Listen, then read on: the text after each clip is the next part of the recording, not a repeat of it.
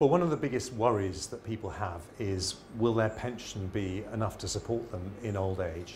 And the reforms that I'm announcing today for the average person could unlock an extra £1,000 a year on the value of their pension. And it does that by removing the barriers that currently stop British pension funds investing in some of our most promising, fastest growing companies like the company I'm at today. Well, the way that you reduce risk is by having a more balanced portfolio of investments.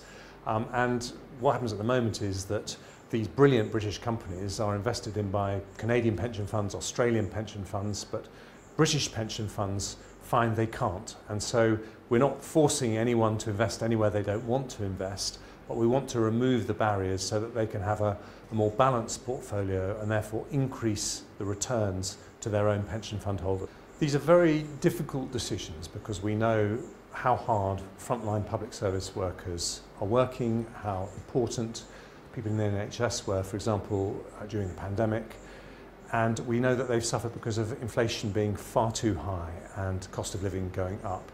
So we are going to look at these issues very carefully, but what we won't do is take a decision that means that high inflation becomes entrenched, and we'll take that decision in the round, because the one thing we don't want is to be having the same discussion this time next year because we haven't done what we are committed to doing, which is to halve inflation and bring it back to its 2% target. Well, any Conservative chancellor would like to cut taxes. That's one of the reasons that we go into politics. But the quickest, fastest tax cut that I can give the British people now is to bring inflation down. If I can halve inflation, that's putting 5p in the pound back into people's pockets that they wouldn't otherwise have. And that's why the Prime Minister and I are committed to getting inflation down as our #1 priority.